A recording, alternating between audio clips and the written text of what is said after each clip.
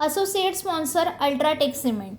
हाँ शुक्ला जी, भिजवाना सिर्फ अल्ट्राटेक ही। मान गया बेटा, पर अल्ट्राटेक ही क्यों? आप ही ने तो कहा था कि घर जिंदगी में सिर्फ एक ही बार बनता है। घर एक मौका एक, इसलिए सीमेंट भी देश का number 1। UltraTech, India's number 1 cement. Sangli जिल्ह्याच्या या लोकसभेच्या निवडणुकीमध्ये ही निवडणूक आता वेगळ्या वळणावर आता चाललेली, आता सगळीकडे या ठिकाणी जो दहशतवाद सुरू आहे त्यावर असं निष्पन्न होतं आहे की या ठिकाणी आता विरोधकांच्या पायाखालची वाळू सरकायला लागलेली आहे. कारण आम्ही एका दुसरी घटना आम्ही समजू शकलो असतो, पण एकंदर सलग 4 घटना ज्या आहेत त्या 4 घटना आमच्या कार्यकर्त्याच्या बाबतीत या ठिकाणी घडलेल्या आहेत. पहिली घटना जी आहे ती खरशिंगला, त्या ठिकाणी 26 तारखेला त्या ठिकाणी आमच्या कार्यकर्त्यांना त्या खरशिंग गावामध्ये त्या ठिकाणी प्रचाराचं साहित्य वाटून प्रचार करण्याचा मज्जाव करण्यात आला आणि त्यावेळी त्यांना सांगण्यात आलं की ही मराठा समाजाचं गाव आहे आणि प्रकाशअण्णा शेंडगेंनी मराठा आरक्षणाला विरोध केलेला आहे. प्रचंड बाचाबाची झाली, वादावादी झाली. ते प्रकरण कसंबसं आम्ही मिटवलं. दुसऱ्या दिवशी सकाळी माझ्या गाडीवरती त्या ठिकाणी काळं फासण्यात आलं, त्या ठिकाणी धमकीचं पत्र लावण्यात आलं, 1 मराठा लाख मराठा घोषणा देण्यात आल्या. तो प्रकार होतो नाही होतो आहे तोपर्यंत काल परत रांजणीमध्ये आमची प्रचाराची गाडी त्या रांजणी गावात गेल्यानंतर त्या ठिकाणी काही तिथल्या मराठा समाजाच्या कार्यकर्त्याने ती गाडी अडवली. आमच्या ड्रायव्हरला गाडीतून खाली खेचून बाहेर काढला आणि त्याला मारहाण करण्यात आली, त्याचे कपडे फाडण्यात आले आणि पुन्हा ह्या गावात यायचं नाही अशा प्रकारच्या धमक्या ज्या आहेत त्या आमच्या यांना दिलं. त्याचप्रमाणे त्या ठिकाणी कर्नाळ म्हणून गाव आहे. काल सकाळी कर्नाळ गावामध्ये सुद्धा तो 10-15 मराठा समाजाच्याने हे पाटलांचं गाव आहे आणि या ठिकाणी शेंडगेंच्या गाड्या या ठिकाणी येऊ शकत नाही, आम्ही येऊ देणार नाही आणि आमच्या त्या प्रचाराच्या गाड्या त्यांना स्पष्टपणे दमदाटा घेऊन बाहेर पडण्यात आलेलं आहे.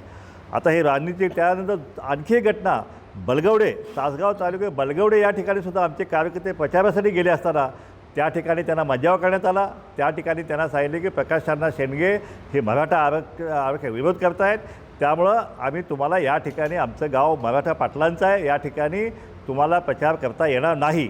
अशा प्रकारे माझ्या प्रचाराच्या सगळ्या गाड्या, माझे कार्यकर्ते ह्यांना मज्जाव करण्यात येत आहे आणि अशा प्रकारे हुकुमशाही, दडपशाही आणि झुंडशाहीनं ही निवडणूक होणार असेल तर माझी पोलीस प्रशासनाला इशारा देतो की आपण हे सगळं ताबडतोब थांबवा. ही लोकशाहीच्या मार्गानं, घटनेच्या मार्गानं निवडणूक सुरू आहे. आमच्या कार्यकर्त्याकडून कुठेही कुठलाही अनुचित प्रकार आजपर्यंत घडलेला नाही आणि अशा प्रकारे जर दडपशाहीच्या मार्गाने आणि झुंडशाहीच्या मार्गाने ही निवडणूक जर होणार असेल तर मग ह्याचा बंदोबस्त जर पोलीस प्रशासन नाही केला तर मात्र आमचे कार्यकर्ते जे आहेत ते त्यांच्या सहनशीलतेचा अंत पाहू नये. आजपर्यंत आमचे कार्यकर्ते सगळे शांत आहेत. या निवडणुकीला वेगळं व लागू देऊ नये ही आमची भावना आहे.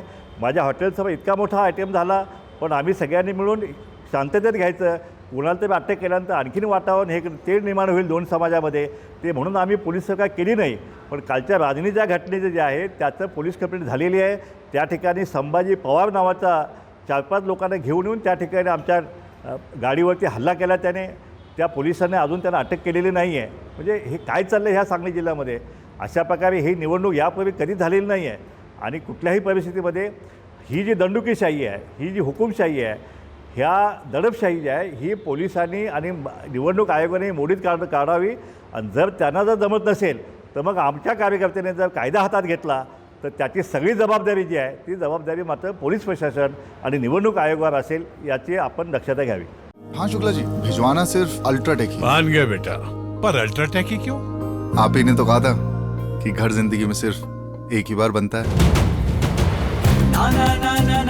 घर एक मौका एक, इसलिए सीमेंट भी देश का number 1। UltraTech, India's number 1 cement.